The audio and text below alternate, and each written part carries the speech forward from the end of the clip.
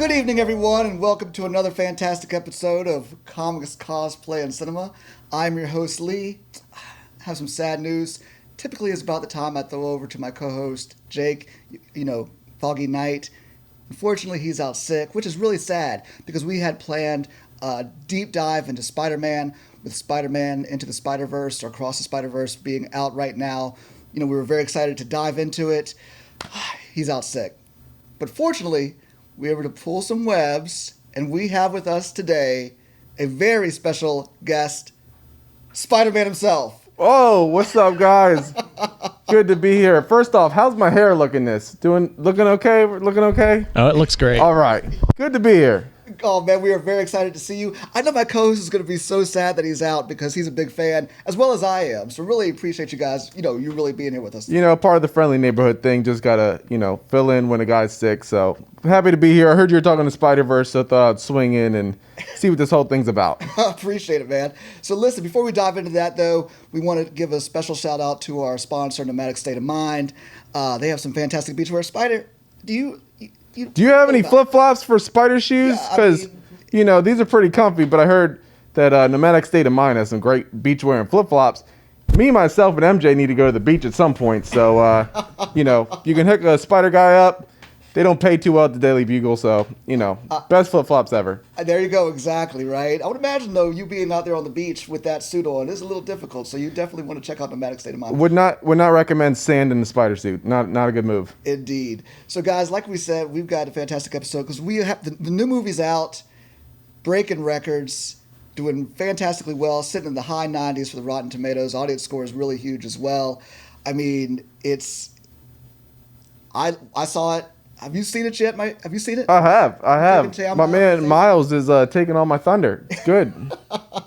He is. You make an appearance in there too, which is good. You got the little baby and all that. But no, it was fantastic. Roy, did you get a chance to see it? Yes, I did. It was awesome. Yeah, it was. So let's just dive into that. Also, since this is an all Spidey-centric episode, we're going to talk about, of course, the movie, give it our review, but really just dive into what our favorite Spider-Man movies have been, kind of rank them, as well as kind of talk about what made us Spider-Man fans. I can tell you, man, I was been a fan of yours since Spider-Man.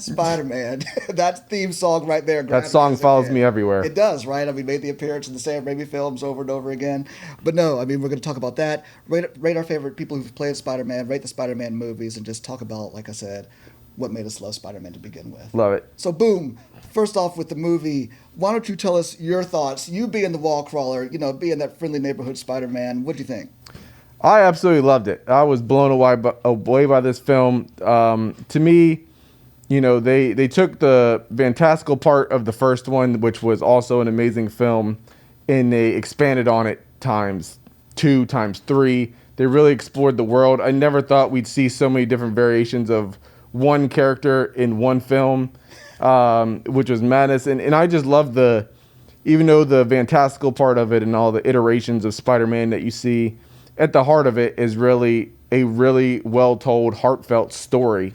And it's really cool to see the evolution of Miles, but also keeping it, even though it's in this ground universe, very grounded to relatable problems, which is a lot of what Spider-Man's popularity has to do with to begin with, is his parents and coming to grips with he's getting older and he's, trying to deal with how to be Spider-Man and balance his life. I loved it. I was blown away by it. What about you? Yeah, I thought it was great also. Like you said, it just built upon the movie. I liked how we were 20 minutes into the film before it actually even started. You know what I mean? Yeah. Before the titles even rolled, and I hadn't even realized that. Yeah, for sure. It was just so well done and told from, in the very beginning, Spider-Gwen's. It's just as much her movie as it is Miles Morales. Oh, she's great. In my opinion. Yes. You know what I mean? And I thought, I think the first one won an Oscar, if I'm not mistaken, for, Best Animated Film of the Year. I would imagine this one's going to be nominated as well and win lots of awards. But to your point, at first, let me say, when the Flash comes out soon, and there's a lot of multiverse stories being told right now. I remember when I've said it on this show, when Doctor Strange came out, and I thought they had promised us all these big things. I was like, and it was a letdown. So I was like, all right, the Flash has a chance. The Flash has a chance to tell this awesome multiverse story. I don't know how I had forgotten that in between Doctor Strange and Flash, there was going to come this fantastic multiverse story, that encompasses. I mean, there's no way that anything else can really outdo this, except for the third one, I guess. Right. When it talks about all the different variations and of the character and all of that, and just everything that encompassed. For me, being a Spider-Man friend, being a Spider-Man fan as a kid, to be around and see all of these different animated Spider-Man that really got a shout out during this movie as well. There were so many different ones from the games to the live action movies that have come out to the cartoons. So I thought it was incredible. It told a grounded story while having all those fantastical elements around it. And Miles Morales, to many people now, is going to be the Spider-Man. Whoa, buddy. Whoa. I mean, except for present company, you know what I mean? Yeah, outside of that, it's you, then Miles Morales. Yes. And then the other Spider-Man. Yeah. Yeah, sorry if it's okay. came off a little difficult with that. But yeah, that to me, that's, he's going to be the second best Spider-Man to most. That's right. Still in training. But to your point, there's a lot of youth that are going to identify him as Spider-Man. I think we're just starting to see this wave that is now Miles taking over in different avenues. I mean, we have my game, the PS4 game, Spider-Man 2, coming out with Miles and Peter together. I know. Which is epic. Miles is going to be in that. I would imagine Miles' live-action movie will come out again soon. We have, the sequel for Spiderverse coming out, which love that they ended on a cliffhanger. That was awesome. Yeah. Yeah, Miles is about to take the world by storm, and I can't wait. And he, he is going to. The fact that they've brought him into, and he's been around since, I guess, whenever they created him in the comics, Miles Morales, right? He was in this other universe. Yeah. Again, being told the different multiverses within the comics and all of that, which was the Ultimate Universe, I believe that's what it was called. He was the Spider-Man there. Since then, just like normally they do, they've kind of integrated that Ultimate Universe with 616. Yes. Yeah. Universe, which is what we all know as 616. Yep. 616. Yeah. 616 universe brought him over there, and now him and Peter work together. Right. I mean, they're more like a team, which is really cool. Roy, were you a Spider-Man fan before this film? Is this something? Have you been a Spider-Man fan for a while? Oh, I've loved Spider-Man. He was my favorite superhero as a kid. Good Still answer. is. Okay, so did you, growing up, were you was it the Peter Parker Spider-Man that you knew, and Miles Morales came later on, or was it? I'm just curious with you, where did it all fall into place? Yeah, I definitely started with Peter Parker. Tobey Maguire. He was my first. I wonder what you look like under there. No, Oh yeah, no, that one. I love Tobey Maguire. And then I honestly really like the Andrew Garfield and Tom Holland ones too a whole lot. Yep. He's the bomb. I'm talking about all of them, honestly. Yeah, Spider-Man, yeah. But there hasn't the best really been one, a bad Spider-Man, which has been the best part. They haven't had a shortcoming on portrayals. Yeah, no, they really haven't. And you being Spider-Man, then, so they've brought. I think everybody's brought a great iteration of Peter Parker. Yes. You know what I mean? That's captured throughout actually the different ages of comics. You know what I mean? The Golden Age, Silver Age, and all of that.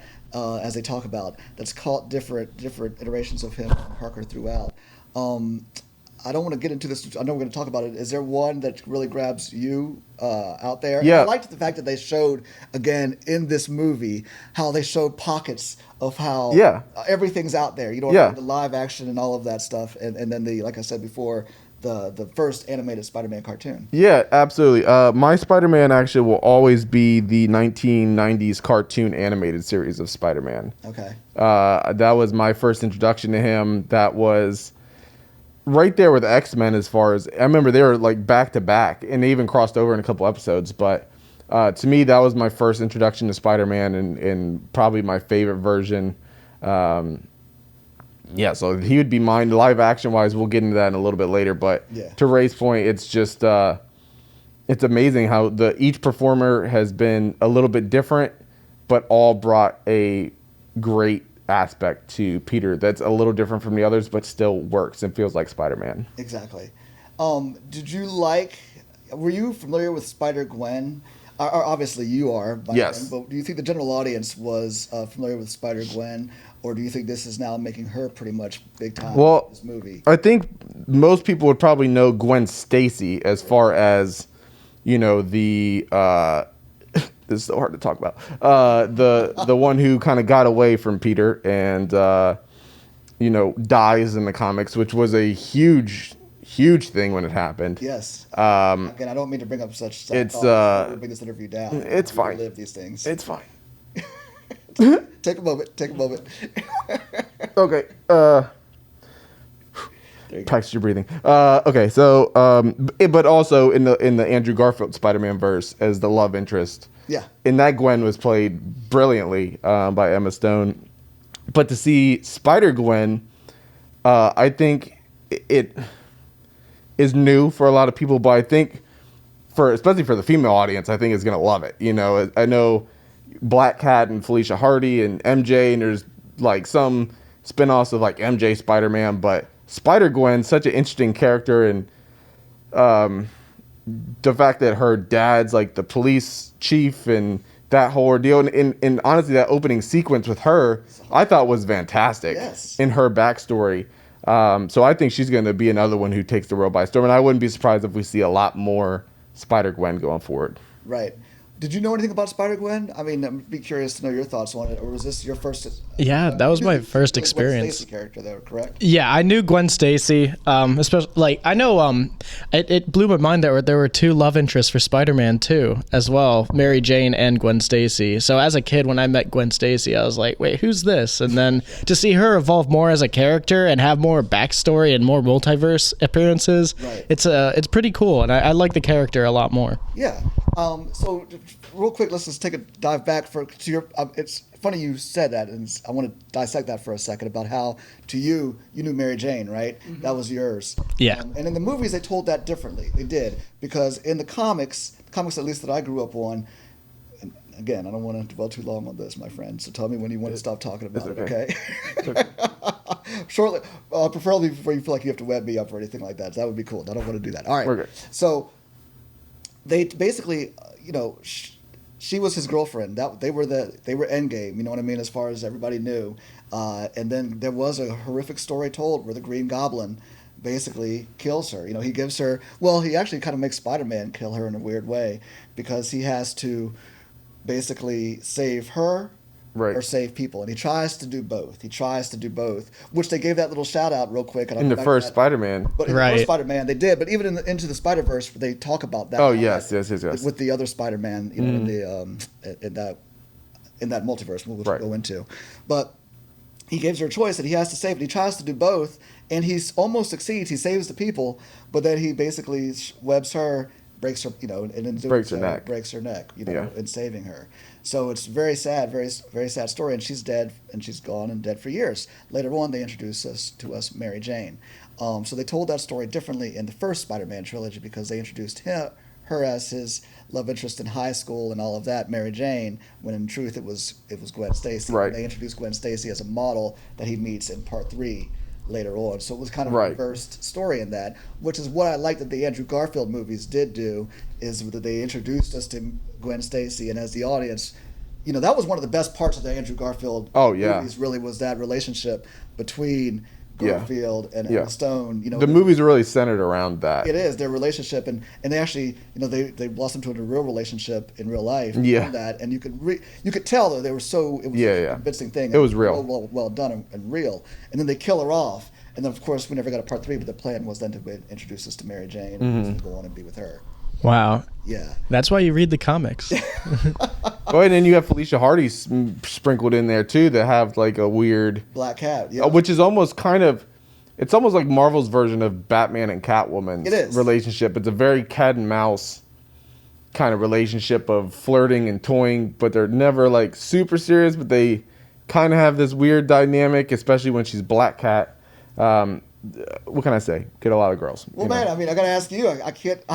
The audience would kill me if I didn't take this moment to ask you. And I hate to put you on the spot. If you had the 3 right there, a gentleman never tells, my friend. Who are you gonna? There's a game out there. I don't know if I can say it on this show, but who would you pick to marry?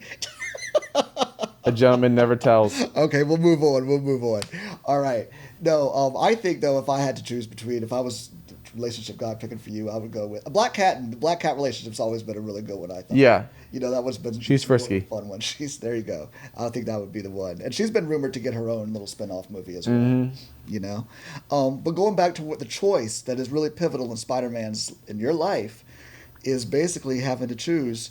Who do you save? This bus full of people, and then I can't remember the Spider-Man they showed, but the one that was in the India, New York. Right. Mumbai Spider-Man. Yeah, Mumbai Spider-Man. They had, and that choice was in front of him, but then Miles took it away. Right. It was a pivotal part where he had to make a choice, and they talk about that, how Miles did that, choosing between saving the captain. Right. Yep. Or saving the bus full of people. Right, and I love that they had these ideas of canon events that have to happen, and no matter which version it is, there's these moments within Spider-Man's life that have to happen in their own way, and that was one of them because Miles intervenes with that. It kind of can ruin the whole Spider-Verse, Right. But I love that the idea of there has to be core events that happen. Right. In order for everything to exist, because those are the moments that define Spider-Man's life. It is, but even so I liked how this movie even says that, even though Miles is our hero, but come to find out, inadvertently, he has created this whole ripple, the fact that he even exists. Yeah, he's not supposed to be Spider-Man. Yeah, he's not supposed to be Spider-Man at all. And I will say, when it was going through, and everybody was talking about all the different Peters, and they had the Gwen Stacy's, and there was all these different variations. Yeah. And I was like, where are the variations of Miles? You know what I mean? That are not shown. And then, of course, the answer comes out. Yeah. That's why, right? Because he was never even supposed to be. Yeah. So I like that, because this is a story told out. A lot of people, and at least I believe it is, a lot of people think that these are stories, and a lot of them are, the stories that are told. When they make these comic movies, what they do is they take a storyline, but really they twist it. Right. And it's never an exact adaptation. Yeah, it's not. And I believe this multiverse story, this is a whole new story. Correct me if I'm wrong, but for Miles, right? Yes, he's from a different universe and multiverse and all of that, but this whole new thing of him never supposed to have been bitten from a different spider, at least that I'm aware of, this is a whole new thing. That's all I know. In cinema, which I think is awesome. I agree. Yeah. So outside of the Miles character, did you have just that were introduced in this movie? Did you guys have? And not. Yes. I'm not gonna let you choose Spider-Gwen either. Did you have a favorite? I did. Variation. I did. All right. Spider-Man. My favorite, my favorite iteration, which I knew long before the movie, has always been Scarlet Spider, the Ben Reilly Spider. I love the look of that character. And then 2099 Spider-Man with Oscar Isaacs is just Spider-Cast. It's fantastic. That's going to happen in live action too. He was awesome. He was great. He's worked with Marvel quite a few times now. He definitely is loves the franchises, that man. Or at least once. I mean, I say quite a few times. Moon Knight, X-Men, quite a few times. Yep. Star Wars, Apocalypse. And Spider-Verse. I mean, he's franchise. Right. My man is killing it. Yeah, he's doing well with that. But yeah, that was the other. I can say a variety of different ones because it was Moon Knight. Right. And then X-Men he played Apocalypse in that. And then now he's also for comic fans. If you like the 2099 Spider-Man, there's a cool crossover comic of Spider-Man 2099 and Batman Beyond, and it's awesome. Great duo. As for me, honestly, I love Mumbai Spider-Man with the yo-yo for the webs. Honestly, that just was so creative. I loved it. And T-Rex Spider-Man, because why not? Oh yeah, why not? Well, I have to say, for me, I like the Ben Reilly Spider-Man also, but not only because I think the look is great. Yeah. And that's from I don't know if you guys remember, there's a storyline in the comics where Ben Reilly is the main Spider-Man for like a number of years, at least 24 issues where he is the main Spider-Man. He was a clone. Yep. And then of Peter Parker. So that's why he had the powers and all of that, but he called himself the Scarlet Spider. I especially loved him because he was voiced by Andy Samberg. And I am a huge Andy Samberg fan. Yeah. And the comedy alone that he brought, I looked to this wall. I'm in the alley now. You know what I mean? Yeah. All of that. It was hilarious. He was very moody. Funny. Yes. In a great way. Yes, it was. So that was awesome. So I would go with that. But I also liked, I just liked the different shout outs. Again, like I said, the classic Spider-Man that's swinging to him. Yeah. You know what I mean? Ever so slowly. The spectacular Spider-Man cartoon, the shorter Spider-Man that came out and said a few things to Miles and they were trying to talk him down. That was the spectacular Spider-Man from the run in the early 2000s. Right. From that cartoon. Yep. I don't know if you remember that one. I do, yeah. Right. Yeah, it was pretty well received cartoon. Yeah.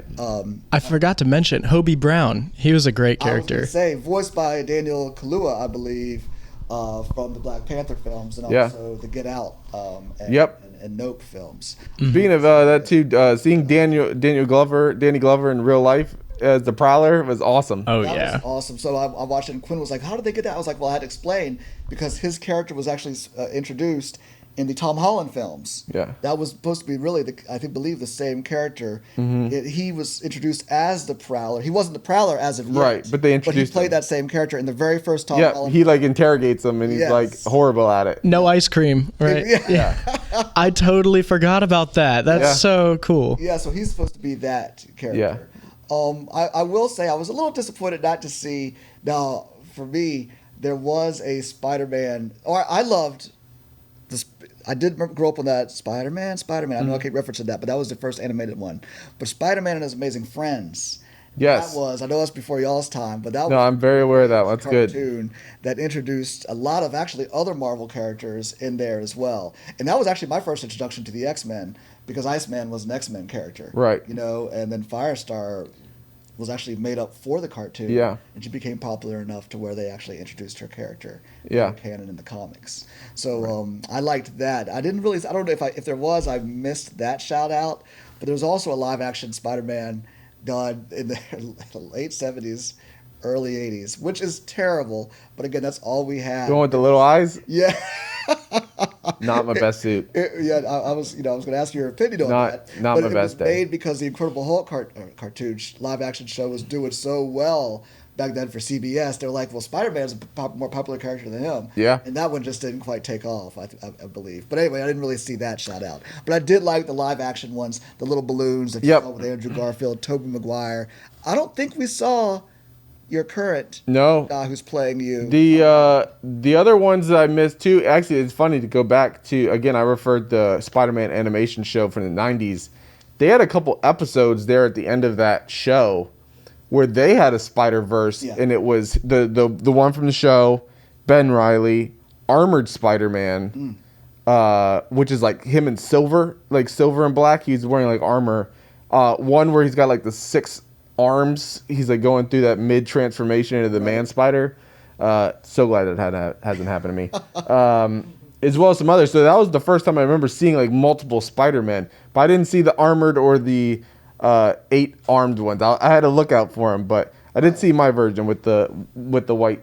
So it'll be there. Good job.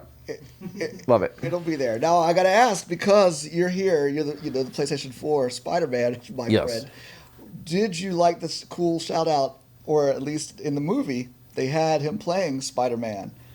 His buddy, Miles' sweet roommate.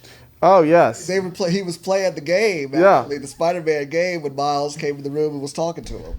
I liked that. I love it, especially because we have a game coming out with Miles coming out soon. So go pre-order your copy now. Yes, exactly right. And how do you feel? Okay, how do you feel about sharing the spotlight? I mean, Miles is becoming a huge part of Spider-Man, and to a certain generation.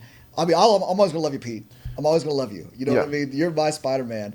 But to this other generation is really getting to know, especially the ones who are.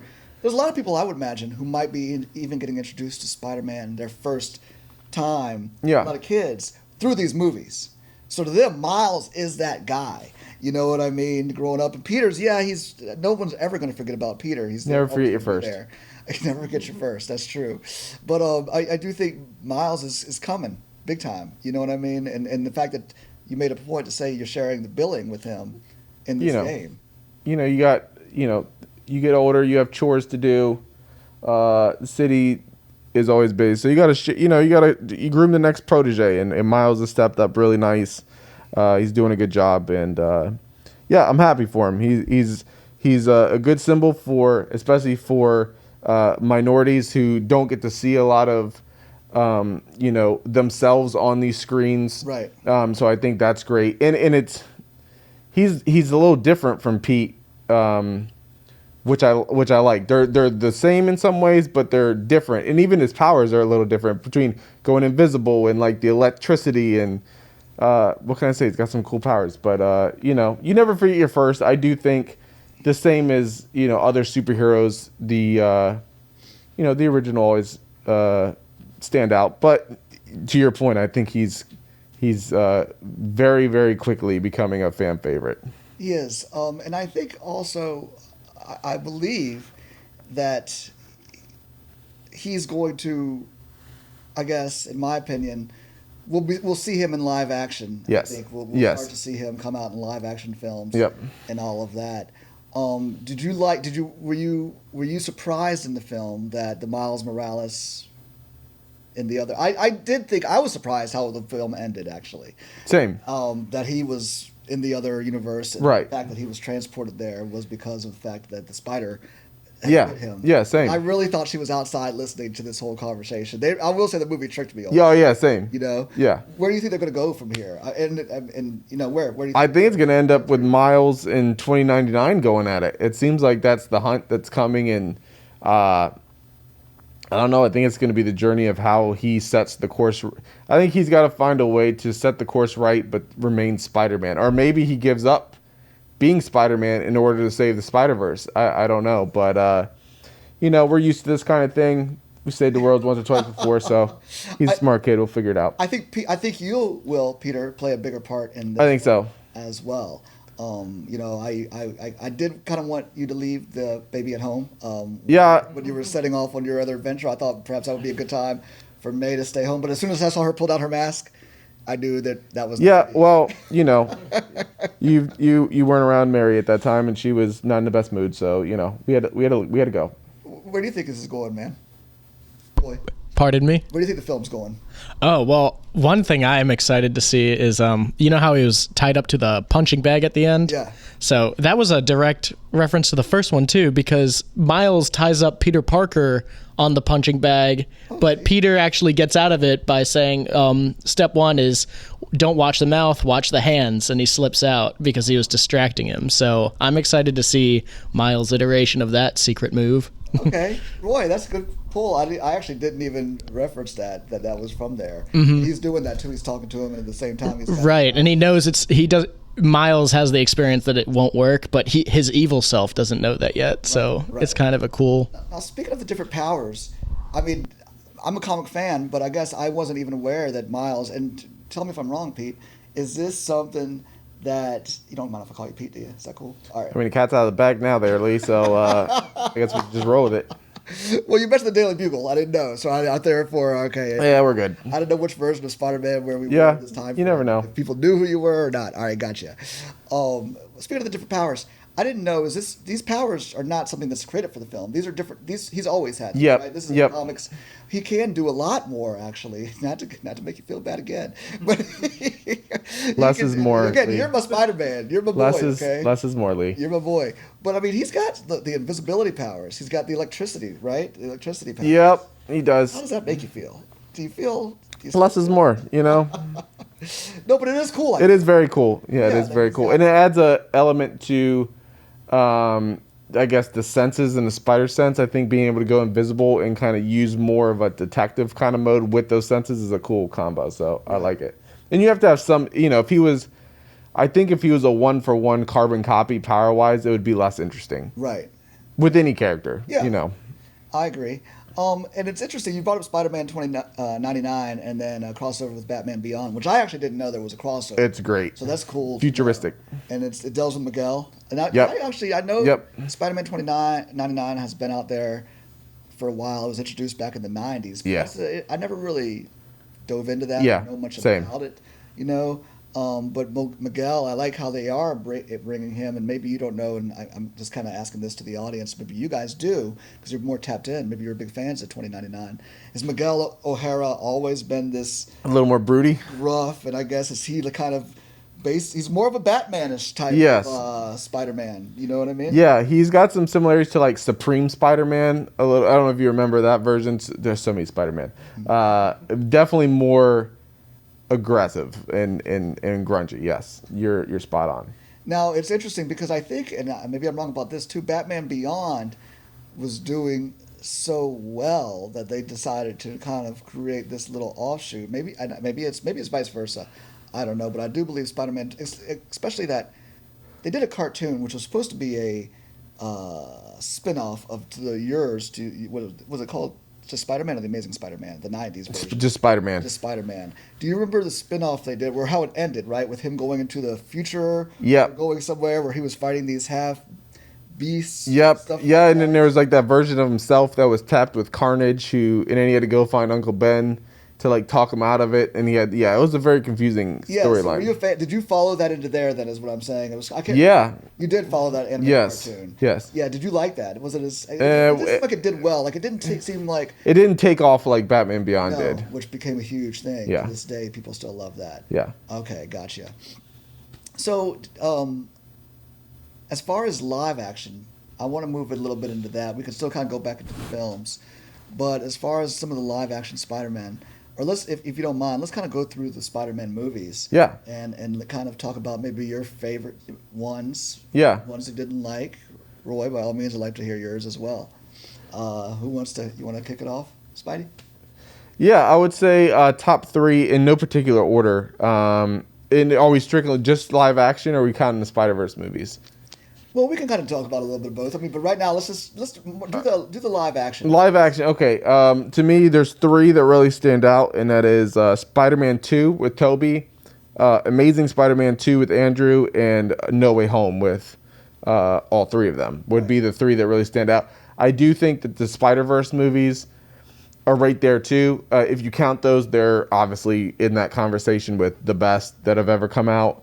But to me, Spider-Man 2 was the first, I think, like really, really great superhero movie I remember seeing like in a theater. Spider-Man 2. Spider-Man 2 with Dr. Octopus. I mean, the first one's great too, don't get me wrong, but the second one, I think for a lot of people is really was the peak of that trilogy. Oh, yeah. So well done. And then I know Amazing Spider-Man 2 has, a fair share of people who didn't like it, but to me, it's the best live action suit they've had. I personally love Andrew as Spider-Man, and to see the Gwen Stacy storyline, for me, from the comics, and that's important, because I think the death of Gwen Stacy is probably his most famous comic book, and I like that they went down that road, and it was cool to see. So that, and then obviously No Way Home. I mean, it was like a kid in a candy store, and just like the reactions in the theater, seeing it opening night, and just like the cheering, it was an experience. So those would be my big three. Right, and I gotta quickly say that I'm thinking about it because I thought about it earlier and I forgot to say it. The No Way Home, I believe that is what Miguel O'Hara is referencing in the very beginning when they come to help Gwen Stacy. He was like, "Don't even get me started on Doctor Strange." And that's definitely what he was referring to. He's referencing the No Way Home incident that occurs there, which I thought was cool. I guess that is there tied in their live action, the live action Tom Holland pieces of it. Yeah. Roy, where do those movies fall in for you? Honestly, I think I love the Sam Raimi films. I love them to death. I just do think they're super cheesy, and I loved them as a kid. I just love the dialogue. It doesn't matter to me. I think it just makes the movies what they are. But personally, in terms of story, I just think the Tom Holland ones, the twist of the Vulture being his his date's dad, and seeing Mysterio turn out to be like, it's not really this magic, it's actually all drones and AI and all that it was just blowing my mind. So I love the Tom Holland trilogy a lot, basically. I think that's my favorite. Okay, your favorite trilogy, got it. Mm-hmm. Well, I will say this. I am a fan. The movies you mentioned are actually right there with my favorite top three as well. And I want to tackle Amazing Spider-Man 2 first. Yeah. Because that one gets a lot of hate and a lot I don't know why. Detractors. But to me, Andrew Garfield epitomized what Peter Parker really was. 1,000%. That is who Peter Parker was. He was he brought the quippiness. Yep. You know what I mean? As Spider-Man. Yep. The comedy, the jokes. the fire truck hat he had when he's that was Spider-Man. That was Spider-Man. That was really it. And again, that movie, for all intents and purposes, killed that trilogy. So I understand that it did do well, and I know I'm not a we're obviously in the minority here, but I loved it. I did too. Fantastic. I thought it was great. And his suit was spectacular. The big awesome. eyes, like that is. Yes, and the fact that they were telling the Gwen Stacy story and made us as the audience fall in love with this girl and then ripped her out of us. For those who didn't know the Spider-Man story, that had to be quite shocking. Oh, I'm sure. To see that he did not save her. Yeah. You know what I mean? Because he was doing everything he could, man, to save her. And you really thought, I'm sure the audience thought when he got her at the last minute. They're good. That they were like, whew, and then come to realize, oh my God,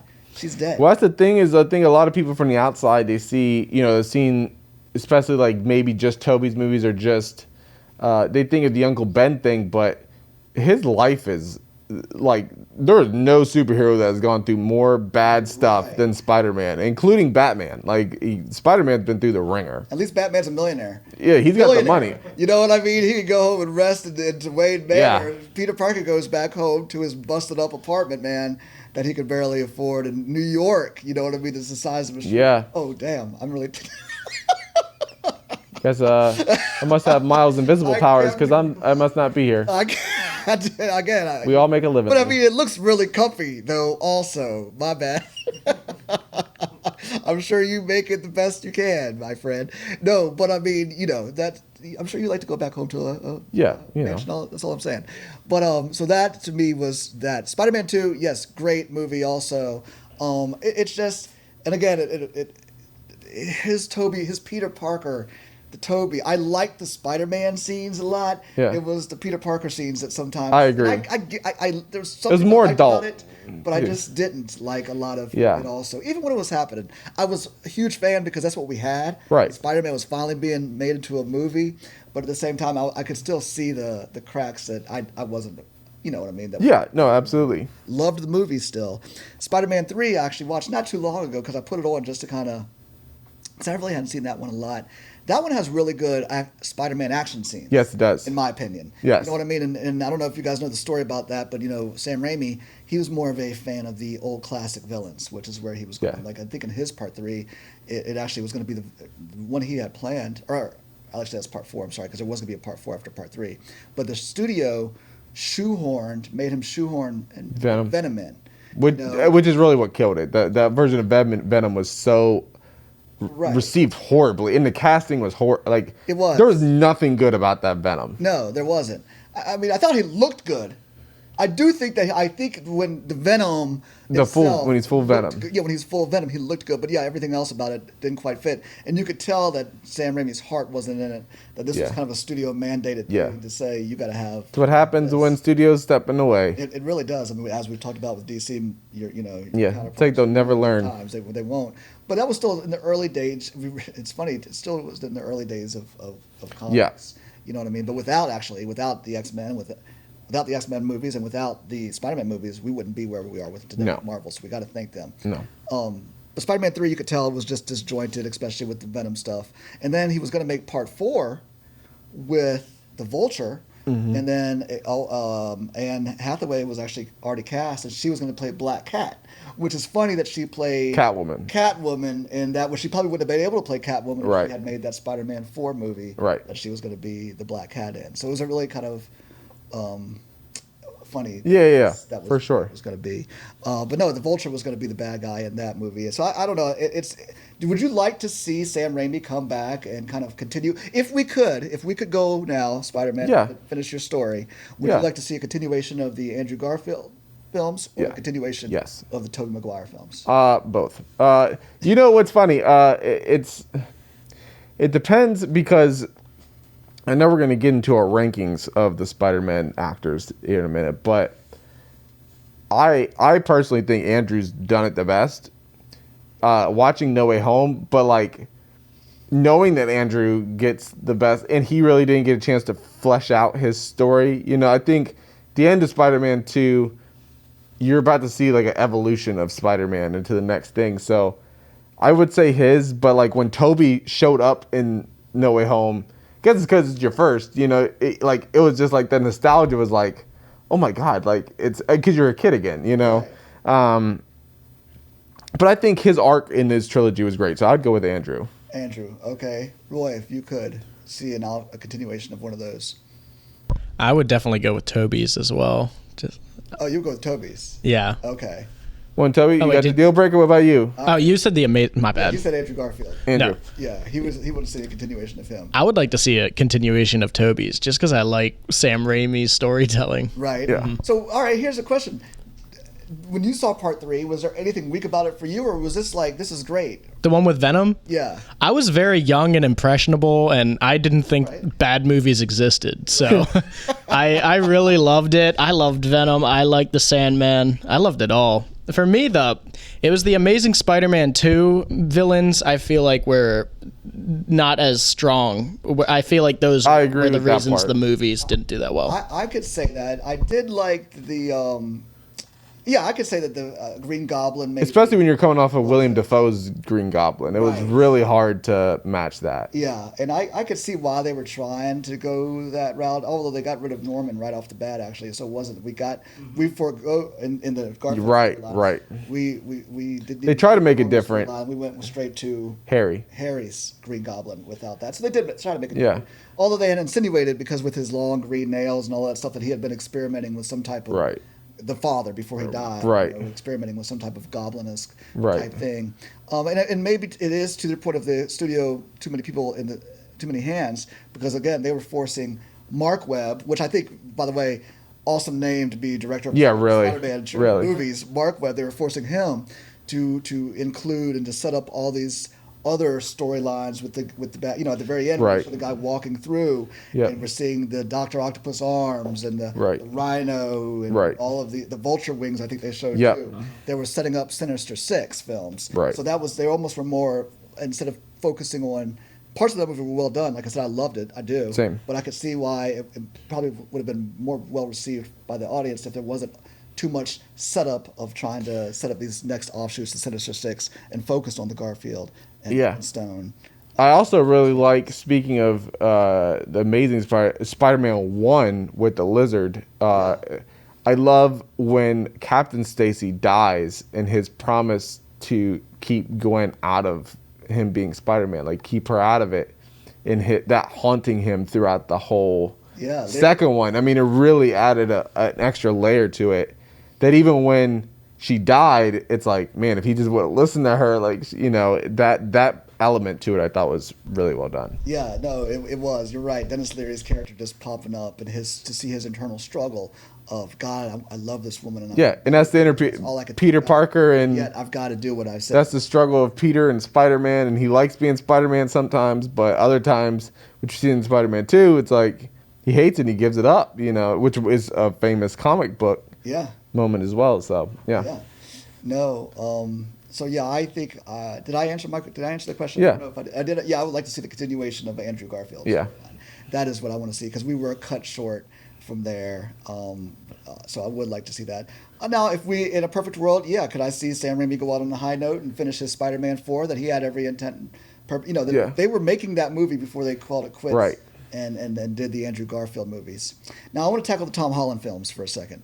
First of all, there's no one who was more excited than to have Spider-Man finally be part of these movies and join in with the rest of the Avengers and getting to hobnob and hang out with those guys. Right. I was truly excited. And have those movies been great? Yes. But there's been a part of me that's just always gnawed at me that this is not the Peter Parker still that I know and love, because he's solely relying on Tony Stark as a crutch. I've always had that problem. You know what I mean? He was never his own man. Yes. You know what I mean? We didn't get to see him create. Yes, we had some version of the Spider-Man suit that he was swinging around in, but I mean, you just weren't your own man in that. Right. You relied too heavily on Tony, in my opinion. I agree. All right, so I know a lot of people probably. I was a huge fan of Tom Holland coming in and having the Spider-Man guys in there. I just don't feel like, Spider-Man being with the Marvel characters and all of that, interacting with them. I don't feel like Tom Holland, though, became his own man, or Peter Parker was his own man without the crutch of Iron Man. Stark. Yeah. With Iron Man. You know what I mean? He just wasn't the Peter Parker that we knew, that I knew, struggling, trying to figure out his powers and all of that stuff. He had Tony to rely on, even after Tony died. And it was all based on a lot of Tony Stark tech The whole movie was Right. based around Tony Stark tech, really. Right. Far From Home. Right. You know what I mean? So then I think what this has done with No Way Home, which I think was fantastic, that one Yeah. was an incredible end of his first trilogy. Right. Because it encompassed Andrew Garfield and Tobey Maguire and brought all those guys in. So, of course, that one was fantastic. Of course. To be able to see all of them interact. And of course, now everybody wants to see, like I brought up earlier, those guys continue in their stories. But I think with now this whole revamping, and we know Tom Holland's coming back to be Peter Parker in Spider-Man movies, I think what we'll get, you tell me what you think, it's your life. I think that we were going to get more of a smaller scale Peter Parker story, meaning the friendly neighborhood Spider-Man. Yeah. You know what I mean? Without the reliance on this tech and all of that stuff, just Peter... maybe interacting with Daredevil or some of these other street level people. Right. I really see that coming into play more so than the other one. What I hope so. I'm in agreement. I actually, admittingly, I think first off, I think Tom Holland's a fantastic Spider-Man and Peter Parker. I think especially more than the other two, he's a kid, and I love that because with Spider-Man, he's a kid. He's trying to figure things out. He's still figuring his life out, and we did see that. And we did see that. We didn't have him grow up so quickly. We got to see two movies, really 3 movies of him in high school, which was awesome. Right. For the other ones, they all, to your point, rushed it through in the first film. Yeah, right. So I like that, but too, I hated that he was so Iron Man dependent, and then even Doctor Strange dependent, and Avenger dependent. And he doesn't need that. I want to see Spider-Man and Spider-Man. And I hated the nanotech suit. Yeah. So much. I'm like, you're literally just Iron Man 2.0. Mm-hmm. And I hated that. So I didn't like Homecoming and I really didn't like Far From Home. I think that's, Homecoming, I liked the Vulture, and I loved that Vulture was like his date's dad, and that part was really cool. But overall, I just felt like that movie needed Iron Man to show up. Yeah. And in the second one, I really just wasn't a fan of at all. Because it just didn't feel like Spider-Man to me. Spider-Man's there. But to your point, I think they're going to go backwards. And by doing that, the quality of the movies will be way better. Because I think he's going to depend on himself and have to figure things out. And now May's gone, so him going through these things, and then also learning from Andrew and Toby. You even see it in the suit. He goes back to a classic suit. Yeah. It's not the nanotech. No, it's not. That's what I'm saying. I'm really looking forward. And I'm looking forward to that because I think he is a great Spider-Man. I am too, and I want to see more of that intimately told story. Again, being the friendly neighborhood Spider-Man in the streets, not necessarily having to fight. Let's do it in the next couple movies, but let's see just a street level challenge. Yeah, and we haven't seen him as a photographer or with the Bugle or any of that. No, none of that. That'll be really cool to see. That storyline is to come. What do you think, man? I'm looking forward to it. I get your gripes with it too, Mr. Spider-Man, but it's some of that went over my head kind of, and I just wasn't paying attention to it because I just loved Iron Man so much. I was really excited to see this futuristic Spider-Man, but now that you say it, I do wish we could have seen a more analog Spider-Man, I guess. But no, I really did. I liked the No Way Home a lot.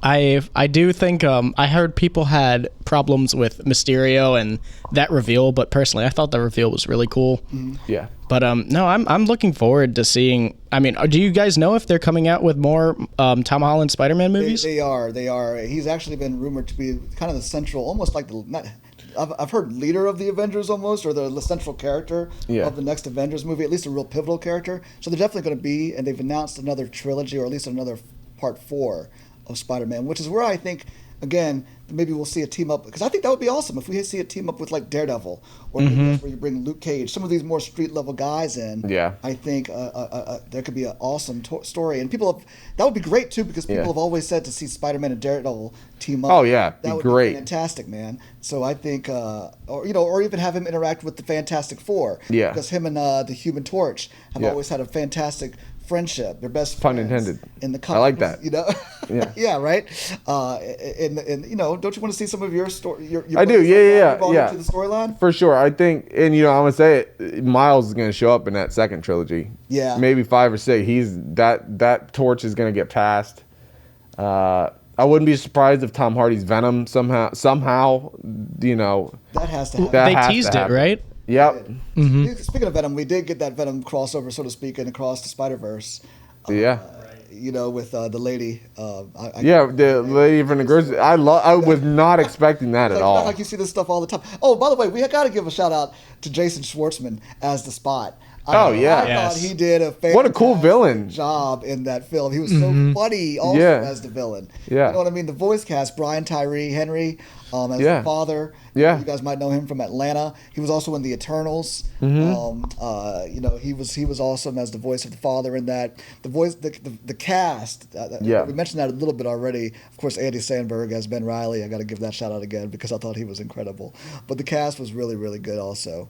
And I did like how they brought in the convenience store lady. And Schwartzman was fantastic. So, no, all good stuff with that. I guess, I mean, do you think... So you said the same. You already answered it, right? Where the future lies with him. Yep. Is that? With I think because I mean he's come out and said you know the only way he'd come back is to be able to match the level of quality that was No Way Home, and I think by doing that, it's going back to the roots, eventually bringing Miles into the equation because I think that's a cool way to segue his exit whenever that does happen because obviously he can't play Spider-Man forever, and then to have Tom Hardy's Venom, you know, in there at some point, I think is key. But to see, you know, even Kraven, I think Kraven's Last Hunt is my personal favorite Spider-Man comic that's come out. So a twist on that would be really interesting as well. So that would be where I would go. So you know So what do you think about that Spiderverse, Sony Spiderverse that's being created? Are you gonna make? Do you feel like you're gonna make an appearance in that? You know what's really funny is for the longest time that they just wanted Marvel and Disney to do Spider-Man, and now Sony is doing better Spider-Man projects than Marvel, arguably. You know, or you know, we have this flux of you know, quality movies that they've been putting out, and Sony's out here killing it, you know. Right. Well, let's not jump the gun because I have to disagree with you on that because they're out here killing it with the Spider-Verse films, right? But then would you say that Venom and Venom 2 is that part of your killing? I liked Venom and Venom 2 more than Homecoming and Far From Home. Okay. Well, all right. That's interesting and that's fair. I hear that. And I like the Amazing Spider-Man movies better Morbius. too. What are your thoughts on Morbius? And be honest. No, that was horrible. All right. But that was a character that should never have gotten a movie to begin with. Well, that's what we're doing, though. We're digging into these people, like you said, that should not have gotten.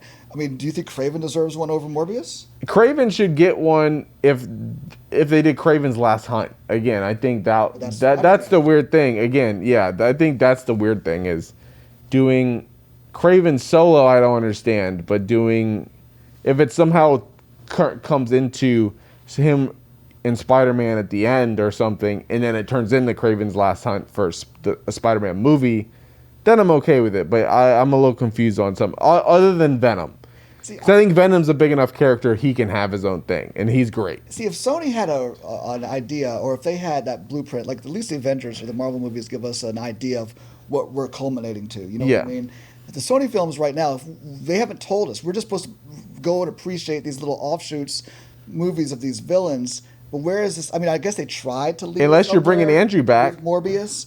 By the end, with him with the Vulture all of a sudden showing up, which still that makes no sense why he was there. Yeah. You know, but showing up to Morbius and saying let's make a team or have somebody in common. You know that they don't really unless they bring us a Spider-Man to where that does make sense. Then I can see where these movies are leading. If that was the end game, so to speak, then that makes sense to me. Other than that, it doesn't. I don't know where you're going. Nope, I agree.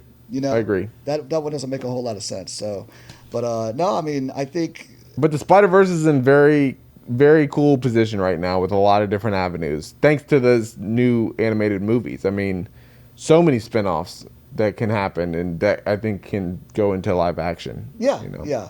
Now, I do think. Are you saying though? Do you think that these characters' stories will be continued, or will be like continued in live action, or will when we do get a Spider-Gwen story, this will not be the Spider-Gwen we know. This will be a Spider-Gwen live action origin story. It's hard to say. How would I do that? Yeah, I would do it with Miles and Gwen at the same time. And us already knowing that who they are. Yeah. These are the Miles and Gwen. I would do the Spiderverse. I would do one. I would cast Haley, and I don't care if she's already Kate Bishop. I would cast her, and I would cast Shamik as the same actors. And then bring them live action. They're playing the same characters, just doing them in live action now, and doing new versions of that. But if they do, man, they can't ever. It'd have to be just taking place on one Earth because there's no way they can outdo the multiverse. Good. You know what I mean? I think that has to happen. Yep. Same. I think as a whole, the comic book movie world needs to leave the multiverse alone. Yep. It needs to take a time out at least for a little bit. There's too many multiverses going on with Marvel. DC's got the Flash, like I mentioned earlier, and now these multiverse. You had Quantum Mania. You had there's a lot going on. There's a lot. So I think when we get past there's whatever storylines that are being told, let's move it into the. I agree. Let's move it in there. I agree. Well, cool. Well, guys, I think Spidey, I can't tell you, my friend, how much it means to me for you to be able to join us here today. And again, I can't believe that Jake is not here to meet you. He's going to be so disappointed. I know. He's a big fan, man. Thank you. I know. I've heard he's a great guy. So, I'm glad we could be here. Don't talk about my boy. No, shout out to RPC Studio for this amazing PlayStation 4 costume. If you are interested in something like this, RPC Studio is definitely where to go. This is a Andrew Garfield Amazing Spider-Man 2 face shell that you can also get from them. So if you're looking for cosplays, anything like this, RPC Studio for your Spider-Man suits, for sure. Fantastic. And as always, we have to say thank you to our sponsor, Thematic State of Mind. Please check out, hand me that bag. Spider-Man, show that bag if you would to the audience. Check it out, guys. That is awesome. Great thing for you to put your stuff in and run out to the beach. Check out the footwear behind us. All kinds of cool stuff. So please go check their website out. And again, I think we've said it all. Have we covered everything? That's everything. Leaving anything out, guys? guys? Spiderverse has been covered. Spiderverse has been covered. Again, we look forward to coming back to you guys and sharing some more fantastic episodes with you. Thank you for everybody who has supported us thus far. Hit the like, hit the subscribe button. Thank you for all of your comments. We really do appreciate it. Guys, that's it. See you, webheads.